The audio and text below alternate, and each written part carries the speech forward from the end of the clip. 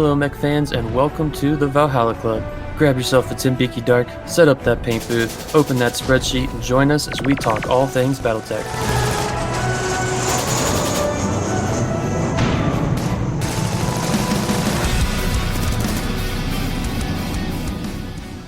Hello, everyone, and welcome to the Valhalla Club podcast. I'll be your bartender tonight, Bourbon, and with me on the mics tonight is Mike the Viking and Matt the Northman. Say hello, fellas. Howdy, howdy.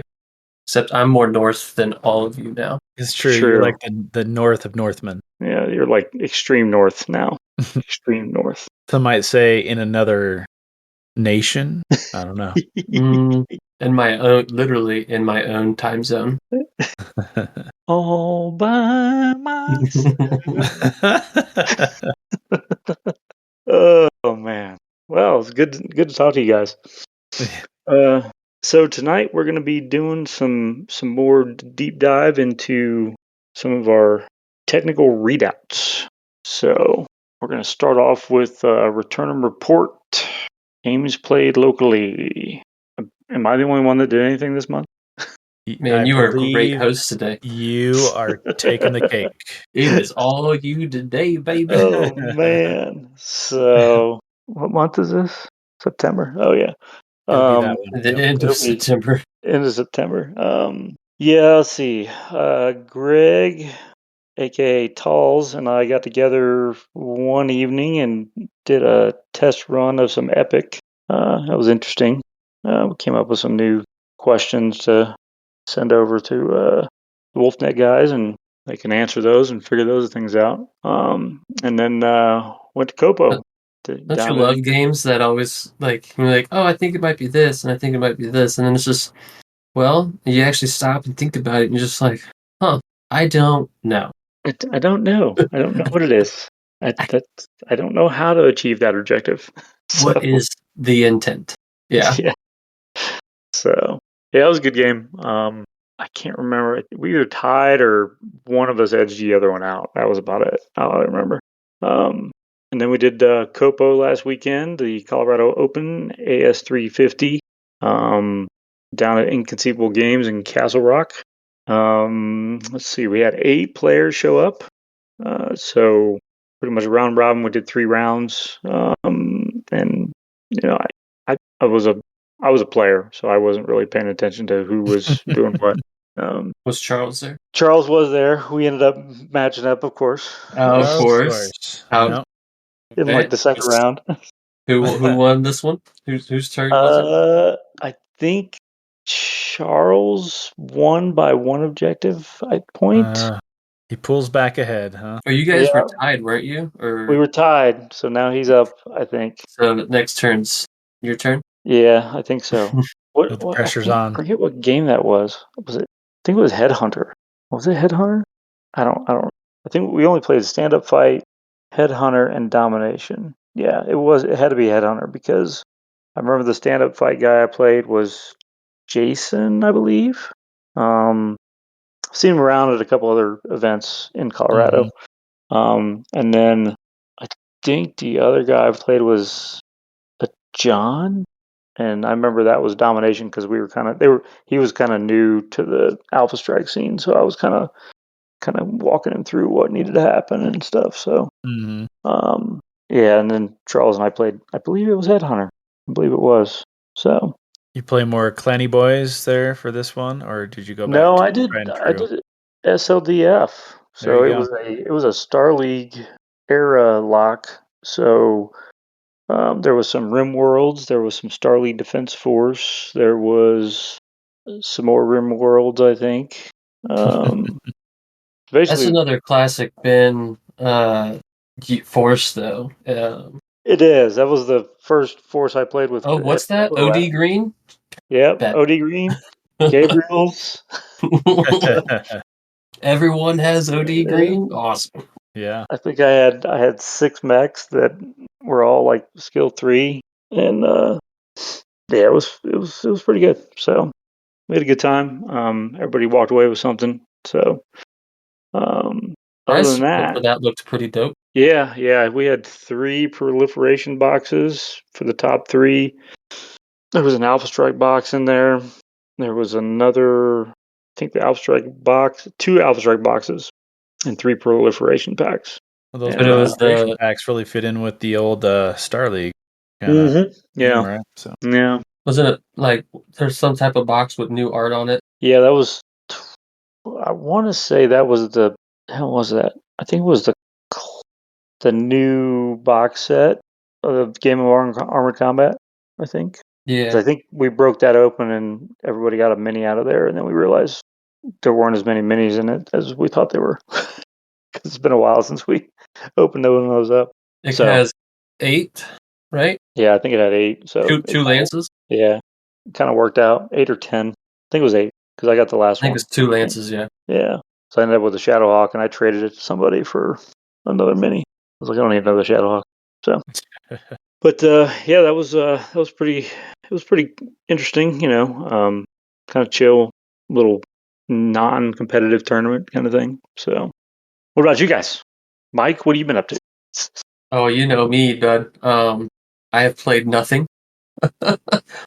In fact, I packed it all up and then I put it in a truck and then I drove 3,600 miles. Um, but the house is getting set up. I've already repainted 2 rooms. We've acquired 2 new pets. The entertainment stand went up today. The surround sound is halfway up. I gotta get some new speaker wire tomorrow from the store. The computer was set back up literally yesterday. Speaking of, I just had the internet moved for like where it comes into the house, right? To the other side of the house. So now I can like it's coming directly into the new game room and holy shit. My down speed 2,300 megs. Like Wow, literally getting 2.5 gigs down. that's pretty good. Yes. Even the guy that was set it up, he's like, you look like a gamer. And I was like, yeah, because like everything's all set up, and the computer was off. And he's like, you can run speed tests on that, so we can like see how it's working. And I was like, yeah. So I fired it up. He's like, can that computer do over a gig? I was like, it should. It's brand new, and it wasn't cheap. So that was nice. And then I still have not even opened my Kickstarter stuff yet. It's still in the garage. I need to get a little bit more situated. But I've been in contact with Morgoth. He's played MWO with us a few times. He literally lives like maybe 2 miles away.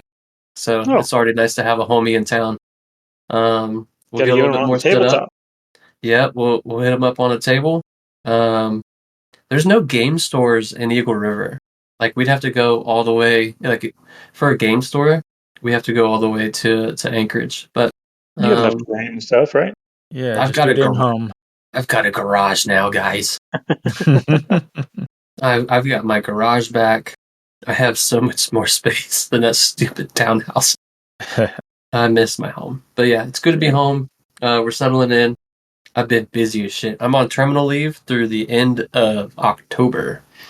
So my current job is literally get the house ready, repaint it. I gotta install a door, build a tiny little wall for it. I gotta rip the closet out of this room. Um, I got a lot to do. But yeah, that's my update. There you go. I mean, I've played maybe the same as Mike. No, I've probably looked at boxes more than Mike as far as BattleTech goes, but I haven't had the opportunity to play in the last little bit. My job gets a little bit busy during this time of year, all the way from kind of May through October, November. I'm traveling most weeks, so I don't have opportunities to play. Although I did stop in at one game store that carried BattleTech in Durango, Colorado. So that was as close as I got to playing. But yeah, here soon I'm going to start. We've got a little game store here in Gunnison, Colorado, and I'm going to be running some demos there. So that'll be fun to actually get out and play some with some people. I know one other couple in town that plays BattleTech, so Nice. it's at least good to have a start. Nice. Excellente. All right. Anything else for return and report? I bought some minis from Aries. It's true. Oh, there you And go. There you go. It was one of those things that I'm getting ready to go to the SoCal Open here in several weeks, and I picked out this force without looking at my minis, and then I looked through my minis, and I didn't have any of them. The ones that I had picked out were already all painted, so I'm like, oh, I want fresh ones. They just all happen to be in separate packs, so I just bought 5 new packs for 5 mechs. But whatever. I ordered them Tuesday and got them today, on Friday. He is quite speedy. It is true. Well, speaking of which, your local arms dealer update from Aries Games and Minis. They've recently got a restock of a lot of CGL products, restocks of books and force packs, and they are currently flush with Turbo Dork paint. So if you're in the market for some Turbo Dork paint, go out and grab some. I use it a lot, and it's pretty good paint. So yeah, speaking of these restocks, I was kind of laughing at the restocks of all these older manuals, like the Aerotech 2 and what other one? Oh, Maximum Tech. I was looking at those and just laughing and thinking how long it's been since I've seen these anywhere. That's pretty cool. Yeah, you gotta if you're into a lot of the tracking, like figuring out where all the rules came from and how they kind of have evolved over the years, it's good to check out some of those things, some of those older books, Yeah. So, anything else? No. No. All right, let's get into the main medal. You guys ready for that? I was born ready. Ready as I'm gonna be. All right, so the main medal for tonight, or today, or this morning, however you're listening, is the technical readouts. Okay, there's a number of technical readouts for those of you that are into that kind of stuff. But the technical readouts are basically the artwork of every unit, mech and vehicle and helicopter and aerospace and jump ships, drop ships, all that kind of stuff. They have art for all those, and then they also have stats and kind of the history of why they got made the way they did get made. So they're pretty much the first book that a lot of people start looking through, in my mind, just because that's what got me hooked into the BattleTech universe was looking at the original 3025 TRO and like reading through that over and over and over again, and looking at the images in there of all. So, any other thoughts on TROs? Yeah, I kind of feel the same way. They weren't exactly what got me started down the path into the dark side or whatever you want to say, but they were definitely what kind of fleshed out the universe for me. So when I think of a particular mech, usually mechs, but it's got all sorts of units in these, it's always the image that I saw in these TROs.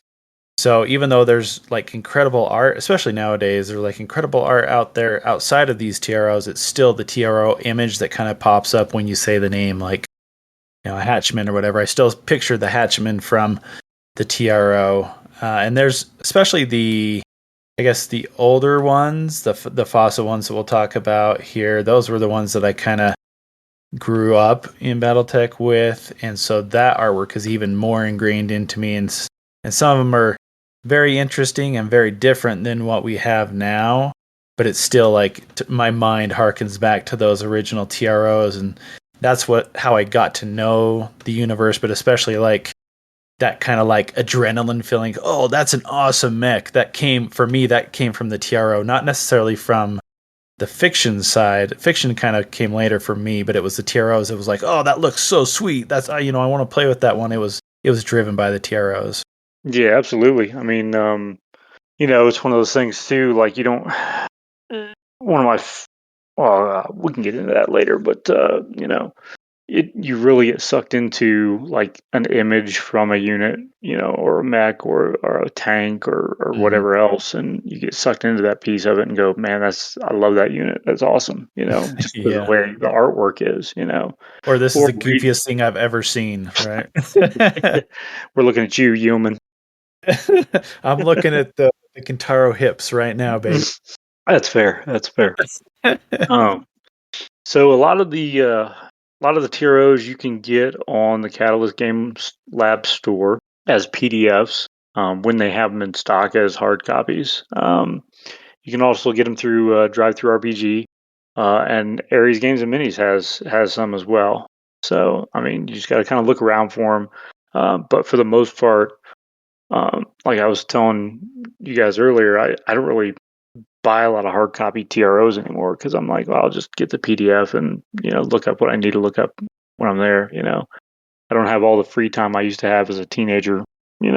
Just sitting in my room thumbing through the TRO over and over and over again. Yeah, there's so many now that it's like PDF is a great way to be able to kind of categorize it and pick and choose out of those different ones instead of think back in the day, and maybe Ben, you can speak to this, but it was more of like, oh, this is the new thing, and so you would kind of move from TRO to TRO, whereas now it's like this vast array of them that you kind of pick and choose from. Yeah, and that was a thing. I mean, the first book I ever picked up for BattleTech was TRO 3025 with all the unseen art in it and stuff, and and it was like that was it. There wasn't much else out there, And then when TRO 3050 dropped and everybody lost their minds because of the whole clans and like there's Yeah. Omnimex now and like the rules and construction and all that.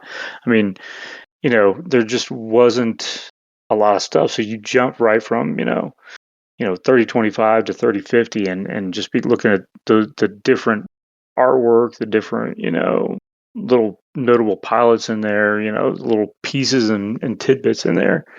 So yeah, you get a different mindset when you're looking at that stuff. So Agreed. all right. So the types of TROs that are available out there. So there's a couple different things to look at in this kind of category here. The types of TROs. So when you look at it, there's basically three categories. There's the FASA original TROs, there's the WizKids fan probe TROs, and then there's CGL's rec guides or all the other things that they've popped into the CGL side a little bit. But going off of the original, the FASA TROs, I mean, you had TROs that were strictly devoted to just mechs. Pull out 3025 here and look at that. So the original 3025 was a compilation of mechs, vehicles, and aerospace. And you got that sweet 80s The like whole game. schematic art, I still love like the line drawing or whatever you call it. Yeah, it's still cool. Yeah, I mean, there's even lambs in here. It's phenomenal. So there's some phenomenal stuff in here. But just looking through those original TROs, and then as they started going down the road of the next generation of TROs, I want to say 2750 was the next one after that. Where they kind of backed it up and went backwards in Yeah, time, I guess. 1989 is when the 2750 came out. So that was like the Star League stuff, that was all the original, like, the Kanga tank, but it had mechs, it had vehicles, it had aerospace, it had jump ships, it had, drop ships in it, you had warships in it, So there was a lot, and you even had personal equipment in there too,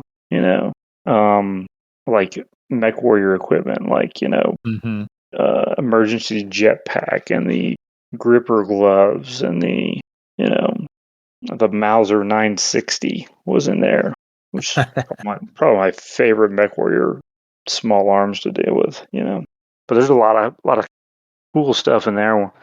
And then I think they jumped to 3026 which was all vehicles and personal equipment. Oh yeah. Yeah. Oh, that one came out in 87. So 87 for 3026, 86 for the original 3025, 87 for the 3026, and then 89 for the 2750. And those were pretty much the staples for a lot of BattleTech players back then, were those three books, Yeah. I mean, the original 3050, 1990. So Yeah, that was where I kind of hopped in. I think that was the first TRO that I really got into, and then afterwards I got the 3025 and 3026. But that coming out with the clans and everything, that was pretty crazy to have so much in that 3050. I think a lot of change for a lot of people. So yeah, so yeah, you had a lot of the core stuff was in the Facet days. I mean, 3050 got revised. I want to say that got revised due to the Harmony Gold thing, right? Because they had to take out a lot of the unseen mechs. Wouldn't surprise me. Yeah. Yeah, that sounds about right. Yeah. So I want to say that's the reason there. And then the same thing for the 3025. They had to revise that one and take out a lot of the unseen mechs in that one as well. Yep. There's no Warhammer. There's no Marauder anymore. So just tears on people's faces. I know. So they had two revisions in there, and then you jump to 3055, which was, I wasn't a big fan of that art. Oh, it's like the inner sphere response, right? Or is that more 3058? I can't remember. It's kind of like where all the new inner sphere tech kind of pops out in those ones. Yeah, I mean 3055. Where's that one at? So many books. So many. That had a lot of the second line clan mechs in it. It had the cover with the stone rhino on it, or the behemoth, whatever you want to call it, clanners. I so must be thinking of 3058, where it's got like the bushwhacker and those ones on that. Yeah, 3058. That's where you had like the inner sphere omnis coming into play. Yeah, there we go. And in between those two, you also had 3057. That was all jump ships and drop ships. Oh yeah, that's right. Yeah. So you got a lot of interesting things in that one. For all you Aerotech, battle space type folks, that's a good resource for a lot of that stuff. Well, it seems like if you're gonna try and play aerospace or like any type of basing games, most of it is all older stuff. Like the new ones don't have a lot of that, unless I'm wrong. But there's just so much in each of those TROs that, like, I mean, a lot of the later ones are kind of like, you've got like alternate versions of different ones, but they were already established by these older TROs. So right. 58, yeah. Yeah, 3058 had a bunch of inner sphere conventional vehicles. Then you also had, it was just all the kind of the upgrades to the 3026 vehicles from all the new weapons and equipment that had come out. You had a lot of the new, inner sphere omnis that were popping up, and some of your clan battle mechs that were coming into play. The Grizzly, the Nightgyre, the Kodiak, all those kind of things. So had the Bushwhacker on the cover of it. yeah, there's cool stuff there. And then we jumped to 3060, which had a lot more of the inner sphere omnis. It also introduced the Protomechs. Some clan vehicles were in there. Gross. Like the Donar and the Donar assault helicopter that everybody loves using. Ooh, love that thing. Eponas came out then, Mars assault vehicles, all that kind of cool stuff. So you had a lot of interesting stuff, but the art was a little, it kind of harkened back to a lot of the original TROs, but it seemed to be a little bit cleaner on some things. And a lot of those too were a lot of those older source books. They would put like one or two or three or four vehicles or mechs that went along with the source book. you think back to like the original Invading Clans source book that came out. Um, each clan had its own specific mech. Like, the Hankyu was in there, and Grizzly was in there, and that kind of stuff. And then they took those out of the source book and put them in their own TRO. So that's where you started compiling some of those things in there. How do you think this changeover from Vasa to the Whiz Kids, do you think that it changed the TROs much? As far as the art, as far as the content or anything? I don't think there was a huge change to it. Mm-hmm. It was still the same kind of art until you get to like the Project Phoenix stuff with WizKids. I go back to, I want to say is that the first one? Well, they did some revisions on like 3058, 3057 that when WizKids took over. And then, looking at, the revised 3025 was under FASA still. And then your revised 3026 was under FanPro and WizKids. So, which they basically just kept a lot of the same art, they didn't really, they just basically just put a new cover on it. Yeah. But I think the first, I don't know, my favorite TRO from WizKids FanPro days was 3067 with that Sagittaire on the front of it. I love that artwork. You get a lot of interesting kind of layouts, and some of the art got a little weird as you went down that road, because you also had, where was it, Project Phoenix that came out around that time that kind of fixed a lot of the unseen mechs in some regards. I don't know if I'd seen 3067, but I just looked up the cover, and that is the Sagittaire looks different than the mini does. yeah, it definitely looks a little bit different than what the Iron Winds Metal mini came out with. But I think the new CGL Plastic mini is a little bit better, in line with that type of art, Yeah. So, but yeah, you get into the WizKids era. You've got, another, 3026 TRO, a 3055 upgrade, 3057 revised, 3058 upgrade, 3067 Project Phoenix, and they have a TRO vehicle annex. And that was an interesting one because the 30, the TRO vehicle annex, Thingo, there it is. So you had a revision under CGL, and the original FanPro one, it had a lot of like support stuff in it, I'm looking at it here, and it's like it starts off with these wheeled support vehicles that look like little racing cars and like motorcycles. It's got some wild artwork here too. Man, I love it. There's some wild stuff in there, man. So if you want to get into some of your wheeled or your crazy support vehicles and stuff, the Prairie Schooner Land Train. The Aston Martin Fiver series. This is awesome. I haven't looked at this one before. Yeah, there's a lot of cool stuff in here, man. Wow, Hang, Charioteer. See, what we should do is we should run an event where you could only bring units from this TRO. That'd be pretty slick.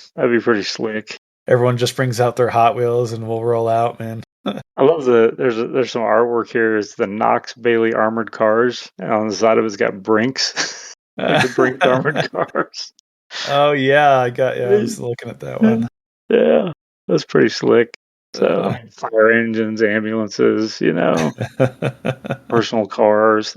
There's a lot of crazy stuff in here. But yeah, it's kind of a neat little kind of toss out there, Well, like it fleshes out the universe, so it like feels in like, oh well, what about fire trucks? Are there fire trucks and whatnot? It's like you can come to this and it really fleshes it out to be more of a realistic thing rather than we only talk about things that destroy other things, combat vehicles and stuff, the military this TRO stuff kind of fills in some of that gap that really fleshes it out so that and you could throw these things into fiction or whatnot, but it's just kind of cool to see, they've put this effort into making it more than just this battle, you're only battling. So I like this. This is pretty cool. Yeah, it's a neat little annex, So yeah, that was most of the WizKids Fan Pro TROs I was able to track down, and then you get into the CGL TROs, and there's quite a lot. When CGL took over, they kind of redid a lot of the covers, redid a lot of the artwork. So sticking with some of the staples, I mean, they went back and redid TRO 3060, TRO 3055 upgrade, 3067. The vehicle annex got revised. They also went back and did a TRO 3039 for the War 3039. I thought that was kind of neat, Mm-hmm. And then they started getting in a lot of the newer stuff, TRO 3075, 3085, 3145, 3150. You had TROs for the Succession Wars. You had TRO for Clan Invasion. You had a TRO 3085 supplemental. You had TRO Jihad, TRO Golden Century, which is kind of neat. Well, and they even split some of these really as like you got the 3145, but then you have like 3145 for each faction, so like the Right. Phase ones and Capellans and stuff, and so it's like you're getting deep into these specific factions instead of just broadly this is what's available in this era. It's like for this era, these are the ones that you're going to find in this faction. So I think that's another level of complexity too. Yeah.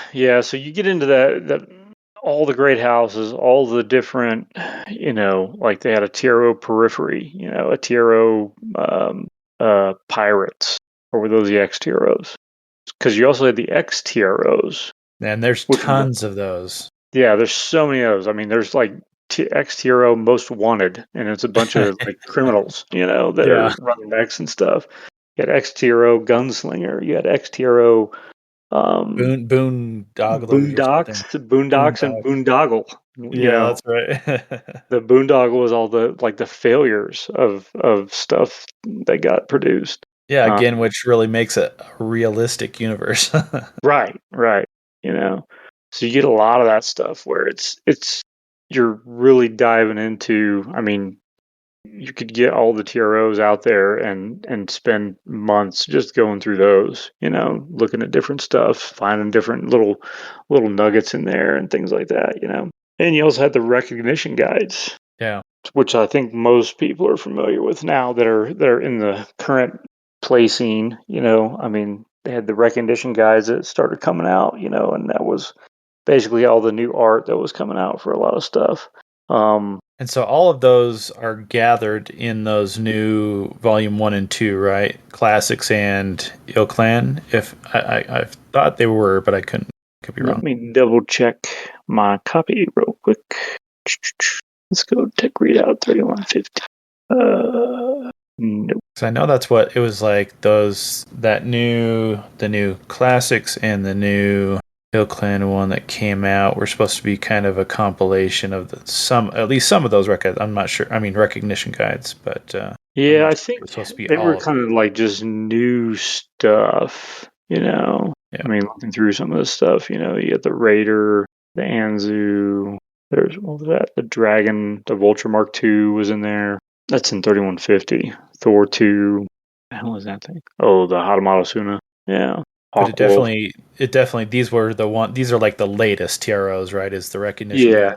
Yeah, 3150, and then the recognition guides themselves, Okay. Which is, I mean, there's volume 1 through 33. Yeah, something like that. Yep, 33, I think. So that's got all. Yeah, I was just going to say that it's got the record sheets at the back, and just kind of like comparing those to the original Vasa ones. Like the newer ones have even more information than those originals did, and it's a little bit more. I like the structure of it, where it has the different sections for where you've got like the kind of the whole overview, and then the capabilities, battle history, and then it goes into those notable mech warriors and stuff, and then often has a whole bunch of different configurations and stuff especially for the Omnis. But Whereas the other one, the older Fosses had like this description, but it wasn't always broken up, and there was definitely less to it. So you're definitely getting even more depth to each of these units in these latest ones. Yeah, and with the red guides too, I mean, it talks about like the inception, or it talks about the upgrades that have happened to the assembly line type stuff for the particular unit. But you've also got like the notable pilots in there that go back. Some of them are like in the current era, some of them are in different eras. So it's interesting to kind of go through those. What I'd really like to see is them to take all the ret guys and put them in one book. Just all together. Just all together, Agreed. That'd be a big book. Would be a big book. I agree. But you The can master. do it. You can do it.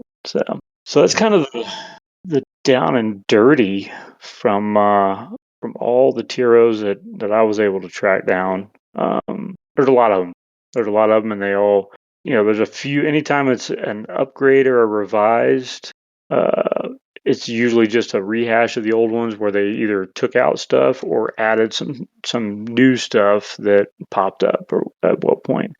But if it's just a standalone kind of TRO 3067, TRO 3039, you're going to see some of the same type stuff, but there's also going to be a lot more new stuff in it. Was the Well, I'll just really say that again. I really like these things. They're really cool in my mind, and I like the whole like going from the old ones to the new ones. There's definitely different things about them. You definitely kind of get more information in the older ones, whereas in the newer ones, but in the older ones, it's still kind of that line art still kind of draws on my heart a little bit, and seeing some of the goofiness of some of the units, like I was mentioning the Kintaro's hips in 3050 and some of the other ones that it just seemed funny looking back at them, but when you look at the new stuff, it looks a lot more clean, a lot more functional in some ways, a lot less kind of eccentric is how I would put it, which is cool too, and I really like it. And I think the newer ones have kind of translated a little bit better to the plastics, to the minis and stuff, and maybe make a little bit more sense. But I like seeing all of it. There's kind of like this diversity within the TROs, and I really enjoy it. Yeah, I'm a big fan of the new artwork that's coming out in a lot of these TROs. I like the how they've kind of made them a little bit more what's in my mind's eye that a battle mech is. Yeah, and I mean, like the artwork itself is much more complicated. It's less it's more 3D-ish in a way, and I mean, there's like in some of them, there's like shading added and all this stuff, and so it does make it more lifelike, kind of like, oh, I could see that stomping around on a battlefield. Whereas some of the older ones, it's a little bit more like, oh, that's cool as a concept, but I wouldn't see like, it's very like almost Transformer like, where it's very straight lines, no curves whatsoever, type of thing. Whereas the new ones, it's a little bit more nuanced and stuff like that. So I do enjoy the new art as well. I even see like a campaign or RPG aspect use to these as well, because it does go into the capabilities and whatnot of like each specific thing. So if you want to play your unit within its intended role and capability set, it's a lot easier to do that with that knowledge, and that's the TROs is where you get that from. Yeah, and you have you have the names right there of some specific pilots and stuff, which is really cool, because you could have one of those like leading your unit or something. So that would be another really cool thing to include. What's some cool tidbits you guys have picked out from some of your favorite TRO stuff? Mike, we'll start with you, since you got like one TRO. I've got two. I will admit I've barely looked at them because since I'm still relatively newer, most of my time is in the actual rule books.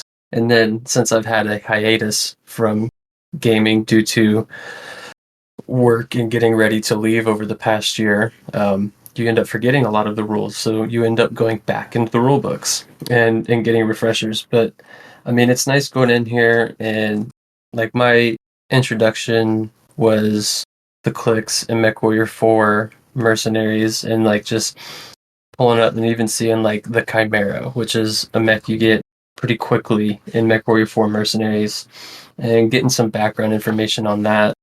But like I mentioned, like just getting the specific capabilities, these intended capabilities of the units, um, is super nice. And getting the information on like its initial deployment and how it went once manufacture was once they were rolling off the manufacture line and how that all went. But yeah, I didn't have much time for homework because I've been setting up my house. So I'm sorry. That's all right. We'll allow you a pass on that one. I'll be better. Read a book. I'm trying.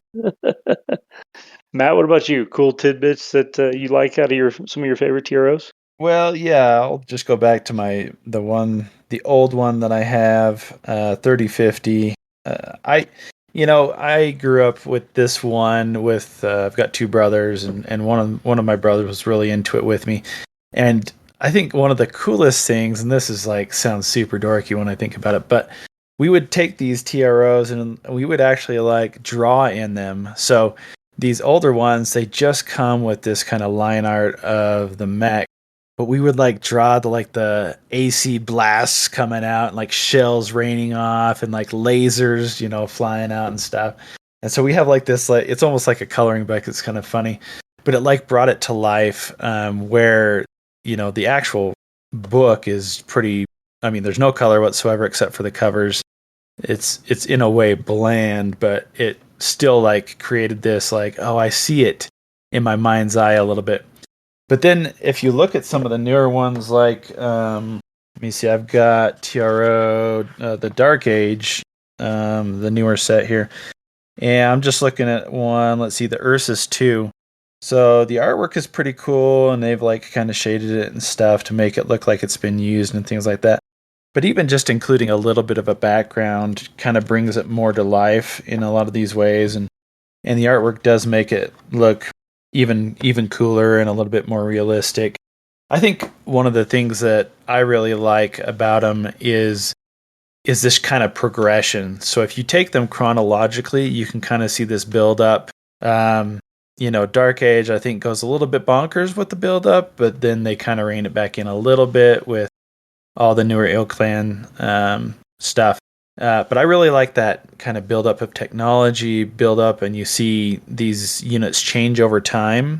So, I mean, you could look at where the trebuchet started, and then you see all the variants through the different TROs kind of pop, or through some of the TROs pop up, and you see these not only new things, but also things that have been modified over time. So it's just like this, it creates this living feel to the universe if you have this suite of TROs. I love looking back at the old ones and then looking at the new ones and see kind of how far we've come. Another thing is that the new ones just have so much information to them. So there's a lot of things you can do with that information. Say, you want to fight over a world and this world produces, Martel medium lasers or whatever. That has a real consequence to some of these units because it tells you these are Martel medium lasers for, whatever unit for your Jenner or whatnot.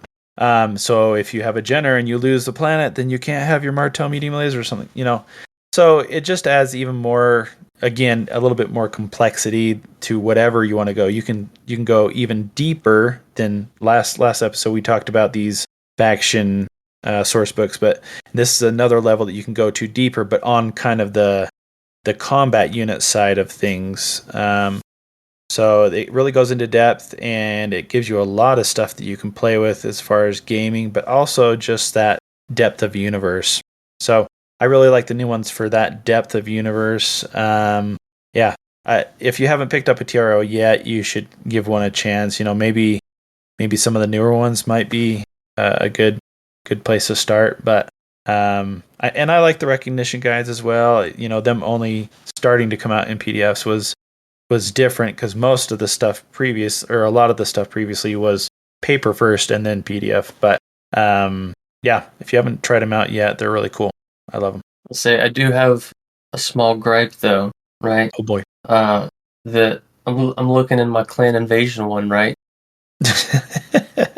What's missing? The clan names. Don't need to worry about that. You know, I'm open to page 6061, and it's labeled Mad Cat, and you have to get to the text where it says, "Oh yeah, it's known as a Timberwolf." No, it is a Timberwolf, and it's known as a Mad Cat. But that's You're that's so a, clan centric. that's a gripe of mine. But You are right, though. You are right. Well, and you also got to look at it too. Like usually in the front of the newer TRF or TROs, some of those newer TROs that are out there. This is supposed to be, especially the CGL stuff. In universe, right? It's like an in-universe kind of thing. So, like Yeah. when you look at like TRO Clan Invasion, that's the Inner Sphere compiling the reports on the units that are out there on the battlefield, and that's somebody giving a briefing basically. I know you're on Yeah, Terminal Lead and everything, but I I'm know a you. Comstar guy, right? in the table of contents, it has the clan name in parentheses, like it does on the Alpha Strike card. I Right, just wish right. the actual page also had the name in parentheses. That's a small gripe. Yeah, And for the newer stuff too, it does mention in the very front, like literally it's right next to the table of contents on credits, for TRO Clan Invasion. It shows like where it's including a bunch of stuff from. So like this one's including information from 3050 upgrade, 3055, 3058, 60, 67, Project Phoenix. So it's showing where it's reaching from in the past with the original stuff, which is nice. Yeah, right. because it's kind of like it's like a half. It's not like a a half, but compilation. yeah, it's like a compilation, but not everything, right? They like picked and choose Yeah, between all those and pulled them in. So it's like a different take on the same era, but it's coming from a lot it's of like the sources. most popular units for specifically this one, the Clan Invasion, but it doesn't have everything.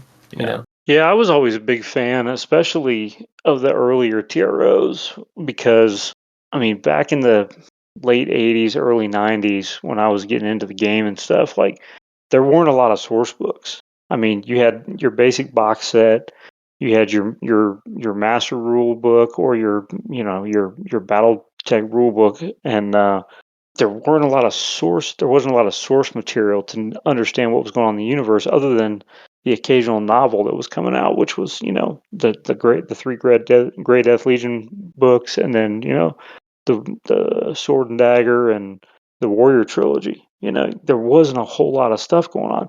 So what was really fascinating to me was the TROs themselves, especially like 3025 and 3026. It talked about like different battles being fought between the successor states, and who won, who lost, and it also had like little tidbits in there too, like because during that time frame of 3025, 3026, the units were not necessarily, they were more like personally owned mechs kind of thing. You didn't have a large industrial base that was pushing out mechs left and right kind of thing for everybody to have one. It's like basically, you're going off to the Civil War with your own hunting rifle that you normally carry to go hunt food for your family kind of thing. So it's neat in there that a lot of those are personally owned mechs, and each one of them is kind of a little, like I was just reading one about I think it was the Commando in here. Where was that at? Where it talked about like this particular guy's Holly SRM rack doesn't work right sometimes, So it's those cool little tidbits that you get into that you're just like, oh man, it brings life to, it's not just a book of here's a mech image, here's the stats, and here's the capabilities kind of thing, but it gives it a little bit of life, and the battle history of what the capabilities allow it to do during a battle thing. I thought that was kind of neat with a lot of those earlier TROs, especially. Yeah, I really enjoy using these as kind of a backup, similar to what we talked about last time with those faction source books. But for the combat vehicles and combat mechs and stuff, when you read it in the fiction, and you're like, oh, I want to know more about that. This is the place to come and learn more about those particular units and stuff, and find out, what are there different variants of this and things like that. So again, it really expands on that universe in the fiction. Yeah, and especially like looking at the original 3026, I mean, the last 10, 20, 15, 20 pages is all like personal gear. I mean, you got like personal equipment, you got rechargers, you got the laser rifles, ballistic rifles, gyro jet rifles. There's, all kinds of cool little cybernetics is in here, light exoskeletons, and all that kind of stuff is really neat to me to kind of be able to really let your imagination kind of fill in the blanks of the universe kind of thing, I almost wish, because this is really, the TROs were where the artwork came from for most of BattleTech's history. And I almost kind of wish they would take like all this cool new digital artwork and like make a TRO with it and be like, TRO cool looking mechs or something like that, and just use all the cool images that they've got, of the Marauder and the Battlemaster, all the cool ones that we see popping up. That'd be kind of neat, kind of cool. Yeah, and that's one of the things I tell a lot of guys too, that when we're talking about like writing stuff and things like that, the TROs there's so many little throwaway lines in there of the writers, putting stuff in there and just, having a little, paragraph of what the unit was doing in a particular place in a particular time, and it may not even be tied to a battle at all. It may have just been a weird, one-off kind of thing, example where I got the idea for that Swamp Fox story in Shrapnel 13, I think. Looking at the Monitor gunship in TRO 3026, and was like, oh, cool.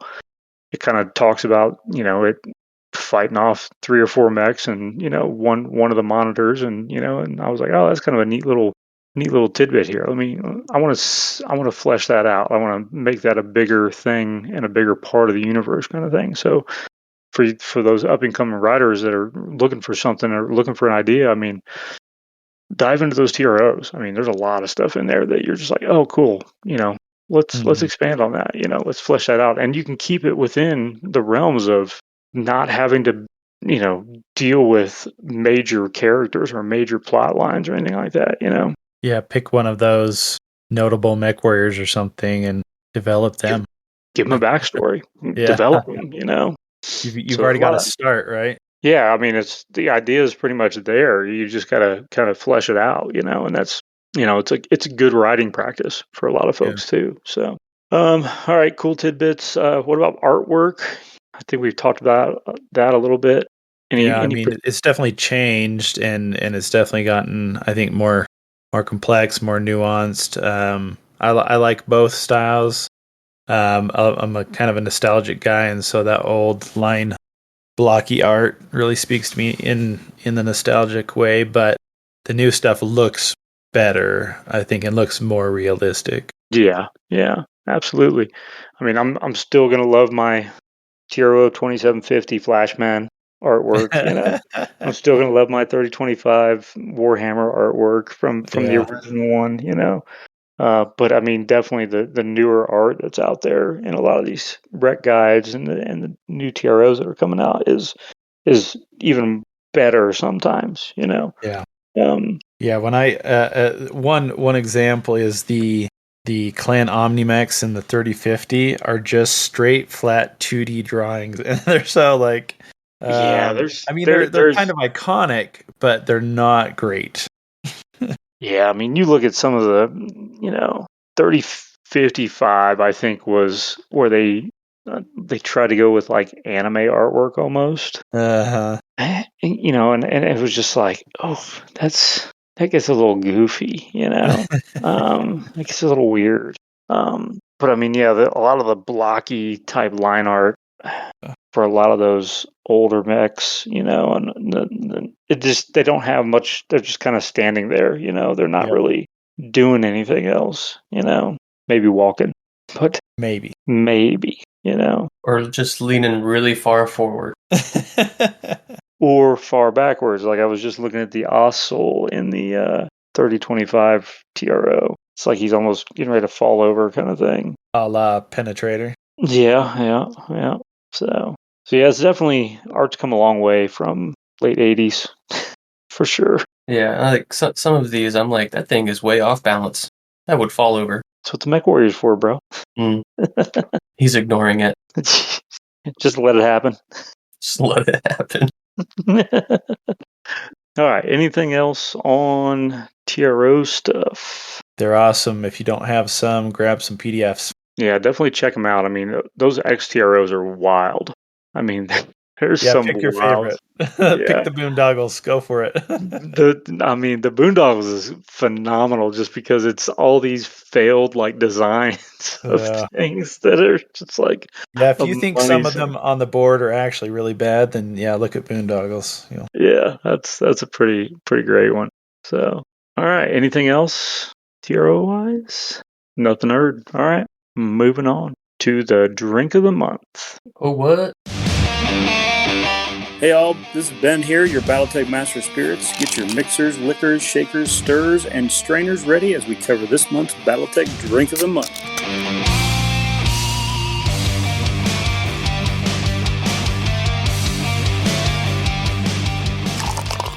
So this month's drink of the month is called the Human TRO, and I just made this one up because I was like, you know what, we're out of our list, and we got to start making some better drinks. Oh, so, we finished it. We finished it. Well, there's like 2 more on there that I'm like, I'm not even attempting those. I can't do it. We got to get in some new hotness, man. Approved. Some new hotness. So it's a good way to start season 3 of the show. Exactly. Let's bring the new hotness in, and let's revamp some things. So I took this from the SPA, the Special Pilot Ability of Human TRO, which allows you to shoot at a target and potentially score a critical hit because you know all the weak points, right? So the Human TRO is 3 parts strawberry watermelon C4 energy drink, some crushed ice, and vodka to taste. So Zippy. Gives you a little bit of hyper focus. And the vodka to hit you in the weak point. That's right. So have you done this one, Ben? I did. I kind of experimented with it a little bit. I was like, you know what, that's not bad. It's not bad. It's it's got some good flavor to it. I probably used a little bit more vodka than I should have. I had to balance it out with more C4. So then I was up for like 6 more hours. Yeah. If you have a heart condition, though, don't drink C4 energy drink. That's true. Oh man, it'll get you going. But because C4 is a pre-workout, and those things are loaded with caffeine. Yeah, I think it's 240 milligrams of caffeine. Yeah, bud. Oh man, that's a good way to start your day too. This might be one of the first ones that I'm like, I'll drink that. You think it? Because all the other ones, I'm like, that sounds like ass. yeah, give it a shot, or 4. But yeah, it's pretty tasty. That's your drink of the month.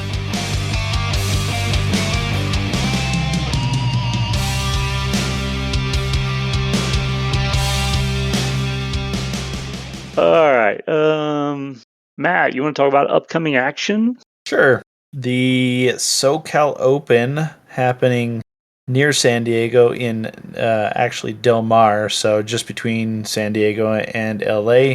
Happening October 19th and 20th. We've got a classic event on the 19th. It'll be in the Il Clan era. It's MRC rules based. So a good rule set, and Jesty is running both of these events. On the 20th, we'll have an Alpha Strike 350 tournament. I believe it'll be 3 or 4 rounds. Maybe it'll be 4 rounds. I know the classic event will be 3 rounds. So if you're in the area or you want to come hang out in Southern California when it gets a little bit cool in your area, come to San Diego, and it'll be a nice time. Myself and I know Greg's going from here in the Colorado crew. And so if you want to come hang out, especially if you're in California, you better be there. So see you there. Next, we've got KSAG, which I saw over the last month many explanations for this acronym. I'm not going to make up my own.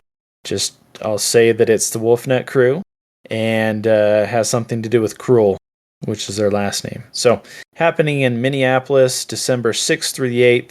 This is going to be a 3-day BattleTech only convention in a way. So there'll be lots of events going on, lots of different things. They'll definitely have an Alpha Strike 350 tournament happening. I don't remember which day. They'll also have a doubles tournament happening, I believe, on the first day, which is the Friday, I think the 6th. Let's see what else. They've got a whole, I can't even remember all the different events that are happening there. But if you're in the area or you want to hang out for 3 days and roll a lot of dice and just see a ton of BattleTech, meet a bunch of great people and stuff. I know Ben's going up. Myself, I'm going up. Greg also from the Colorado crew. A bunch of the podcasters, especially from the Midwest. Yeah. So look for more details on that on the Wolfnet Discord.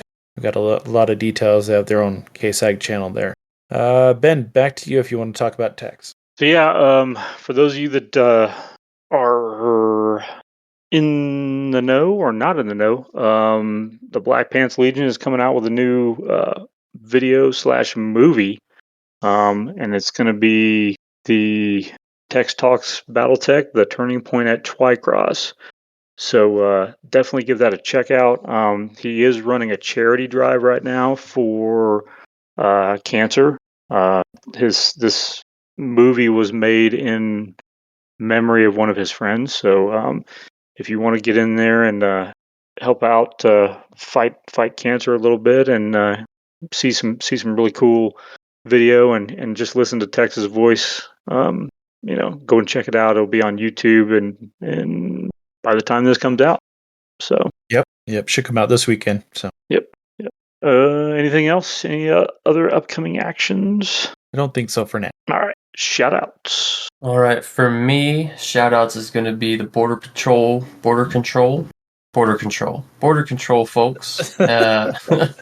For both the Canada border and then coming back into Alaska, it was super smooth and painless.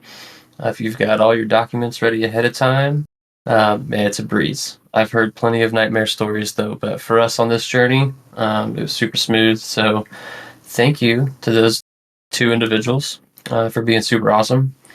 And then, again, shouting out to fam for being champs during this long drive.